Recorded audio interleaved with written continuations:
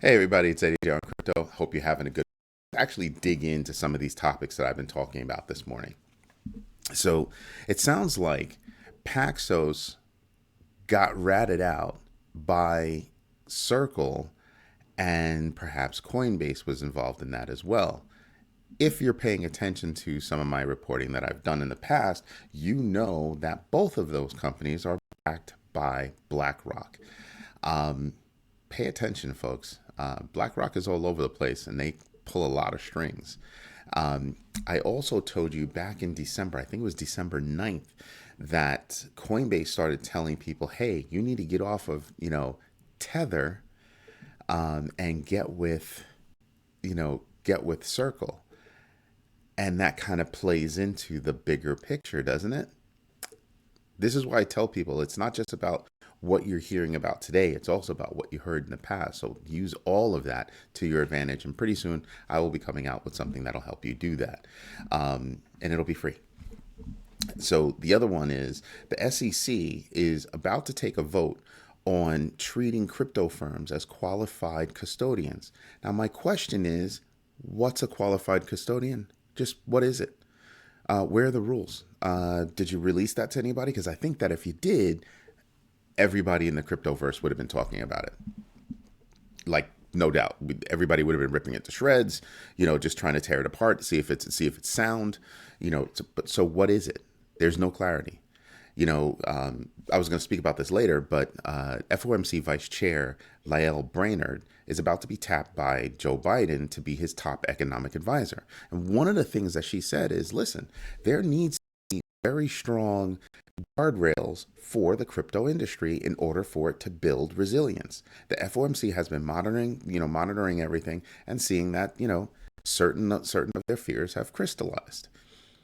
I can agree with some of that. She still sounds a little hawkish to me when it comes to crypto. She also did lead the effort for the digital dollars. Everything that's going on with the digital dollar has been powered by her.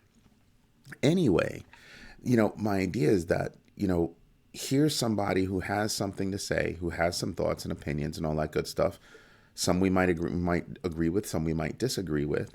But my issue is that she said the FOMC has been monitoring things and it hasn't been done well. Well, who's been enforcing all over the place? It's been the SEC that's been reactionary to everything.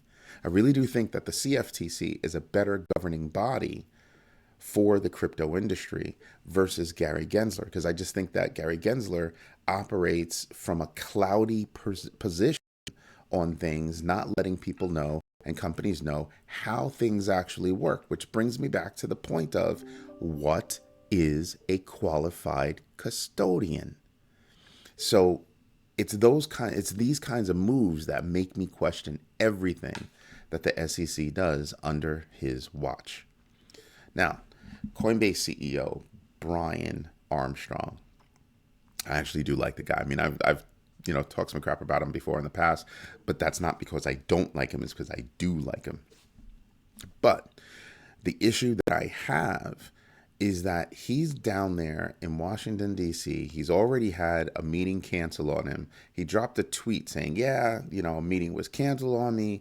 And, I'm at the, famous snack bar if anybody wants to come by and talk, if anybody else wants to meet. So he's trying hard to reach out to whoever it is that he can reach out to. I guess. I mean, he's backed by BlackRock, so I mean, certain things are phone calls, right? But we'll see. Well, we will see. I think that, meeting in public and calling out, and legislators and regulatory agencies in that kind of fashion and that kind of light poses a problem. So for the Republicans, who for the most part really are kind of crypto positive, and for Democrats that are really showing themselves to be crypto negative, just look at that situation. Republicans can't take the heat right now, right? Crypto industry has been taking a lot of heat for various reasons, and really it's the SEC. So I can see why nobody wants to meet with him out in public.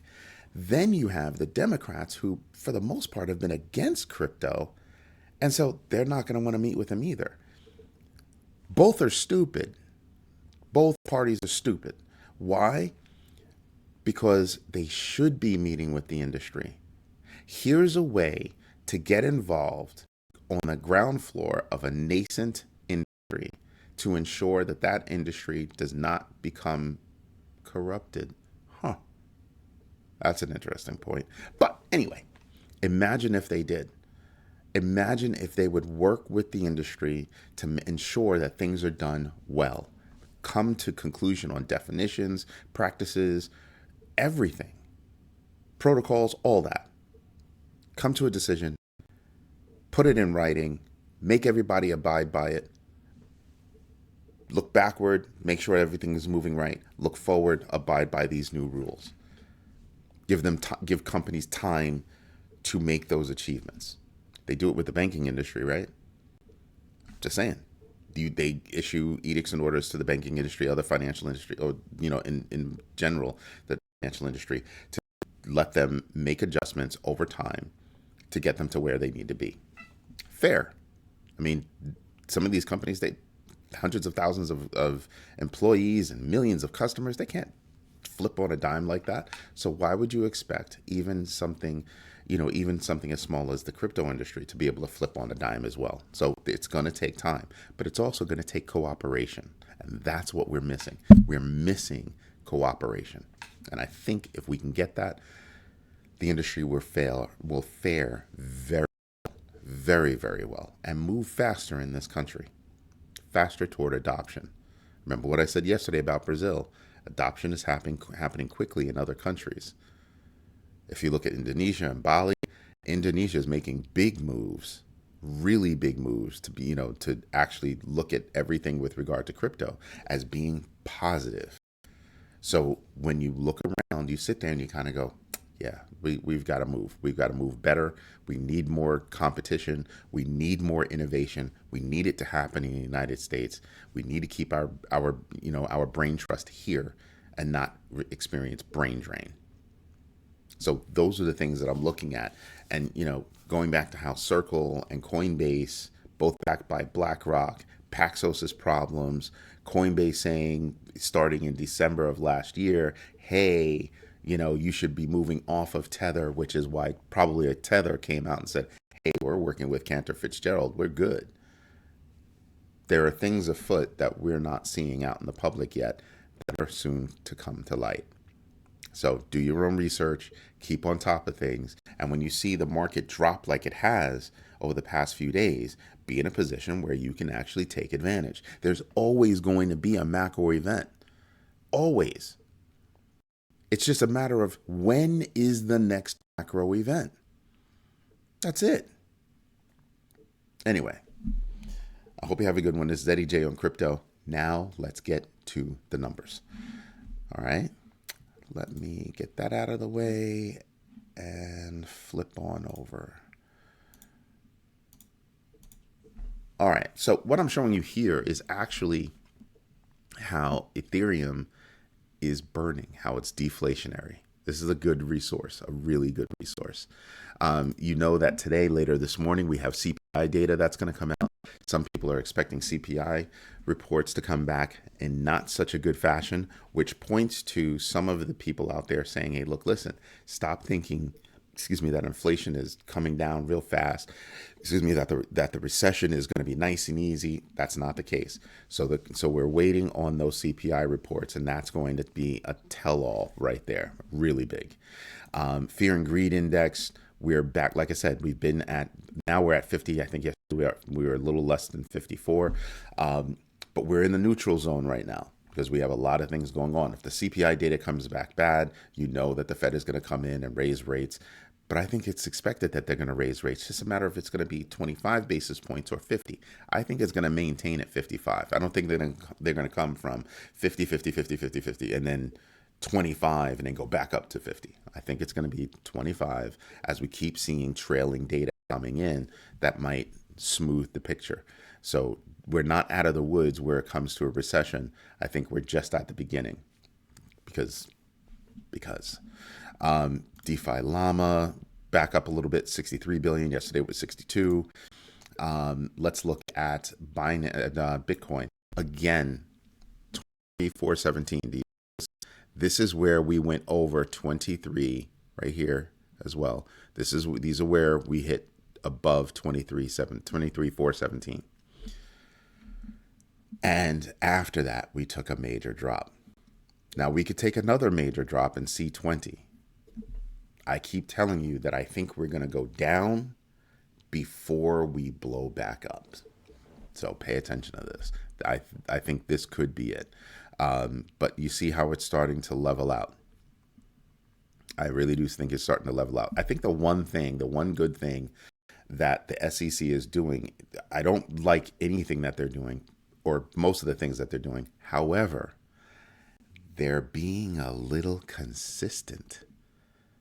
You can actually start to see the game that they're playing.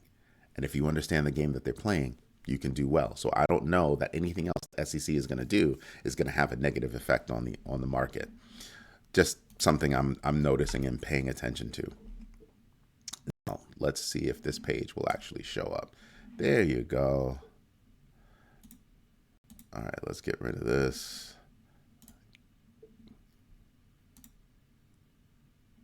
No. All right, there you go. That's much better. So you can see that Ethereum is back up above 1,500.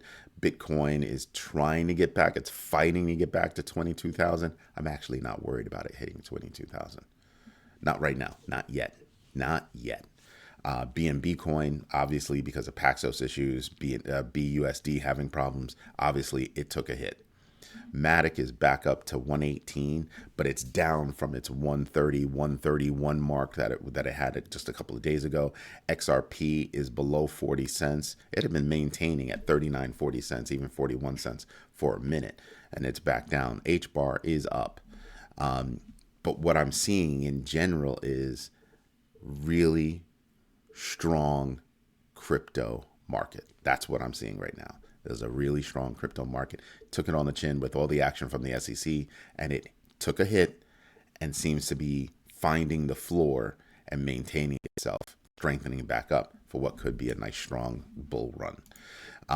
Looking at the list, just seeing the same thing. You're just seeing good numbers. But again, I keep telling people as time goes on, pay attention to all of these numbers. At each tranche, it's telling you a different story. Everything that happens in the past 24 hours, that's near term, immediate news hits, things like that. 24, same thing for 24 hours. 7 days tells you, well, maybe news hit, things happen, and let's see how everything kind of settles out. And as you continue down the road, you start to see how that actually plays out over time. So these are the things that I'm starting to pay attention to as I look at the market space. Anyway, this is Eddie Joe in Crypto. I hope my research helps you. Something that I would like to do is start to gather all the questions that I'm having and then do a Q&A afterward. Let me know if you like that idea. All right. This is Eddie Joe in Crypto. Hope you have a good one. Bye-bye.